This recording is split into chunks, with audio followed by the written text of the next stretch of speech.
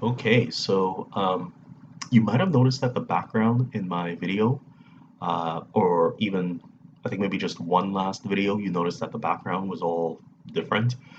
So I'm here to tell you that I moved, but I just moved to a different room in the same house.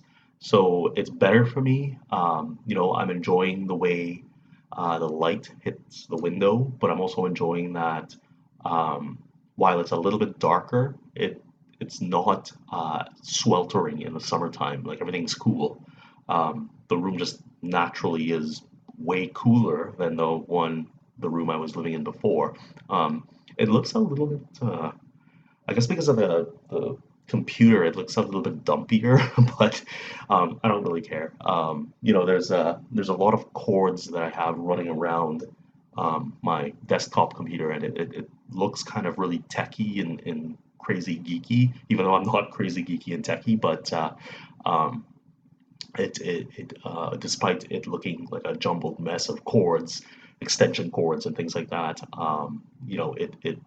my computer is running faster, and that's because I am using a power line adapter, which I bought today, and I had my reservations. I mean, I've read some bad reviews about these things, but I decided to take a chance anyway, and it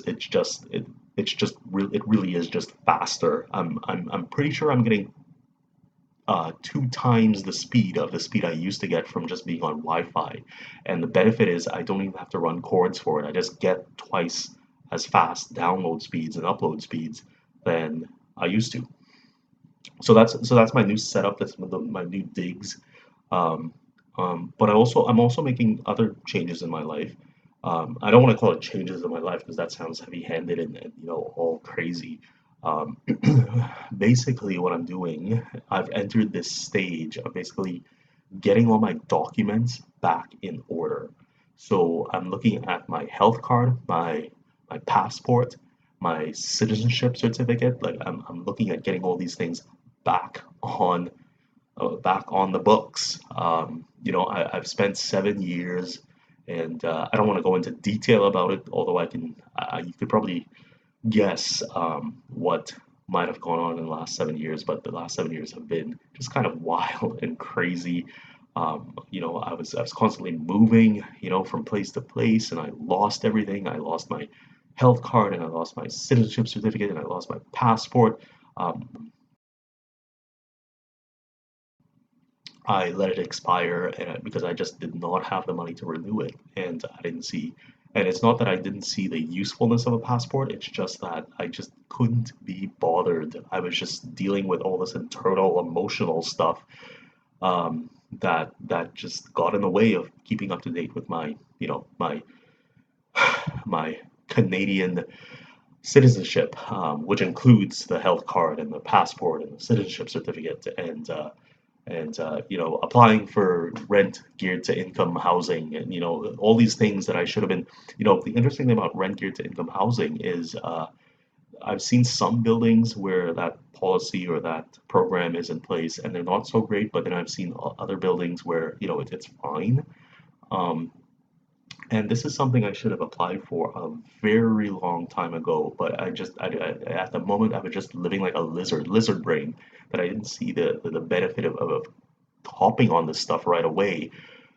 Um, and yeah, every time I look into that, that section of tasks that I've now assigned myself, in terms of finding affordable housing, um, I think, if I had done this 4 years ago, I would have been halfway through the waiting period to get into affordable housing. But, I can't even tell you where my mind was for the past 7 years. So, interestingly enough, I've developed this habit of watching Bizarre Foods by Andrew Zimmern, hosted by Andrew Zimmern. It's his show, he does his thing, and he goes around the world looking at really exotic recipes and foods and and things that would ordinarily disgust people. Although when they prepare these foods and show it to you on the show on Bizarre Foods, or they it looks really edible. It looks a lot of almost every last one of it, one of those recipes looks really tasty and really delicious. Um, But the point is, I mean, despite being named bizarre foods, I don't think that any of it is all that bizarre, considering that, I think the world is a more global place now, and well, I think just naturally people have like this understanding of bizarre foods as being, just part of the menu, really. In New York, you can find people eating crickets and worms and things like that, cockroaches. I mean, anyway, my point being is like the bizarre foods title of the show is probably not really telling you anything that's all that bizarre. I think for me, what emerged or came out of the show was basically the way that people around the world, even in the U.S. and Canada and in Vietnam and in Morocco, the way that food can be made from a very efficient process of cooking, of harvesting, of farming, of foraging. More than being bizarre, it's just a testament to basically the use that can be made of almost every single thing you can find on the planet Earth in terms of food. And I think that's I don't know what kind of title he would give his show other than bizarre foods, to actually kind of convey the idea of efficient use of animals and plants, and not just the efficient use of it, but the use of it in a way that creates really great tasting food. A real kind of foodie experience from these things that in more normal ways would be thrown out, et cetera, et cetera. Um, so I think that's really important, and the reason I bring it up is because of the whole antinatalist thing. Um, I'm not sure if you've already made the connection, but what I'm talking about when it comes to antinatalism is basically the way people like the guys at humanprogress.org, or people at the way they talk about economies and societies of scale, and but the problems. Oops, sorry, I just kind of spit, but the problems that would present itself if an antinatalist framework were to be implemented across the globe, and therefore um, creating dwindling populations who had previously depended upon very complex and stratified systems of governance and finance and economy and food production, et cetera, et cetera. Now, I am all for, I mean, whenever we talk about antinatalism, we're not talking about the reality here. That will never happen. And David Benatar even said that in the beginning of his book. Like nobody will ever like pay attention to antinatalism. Like nobody will.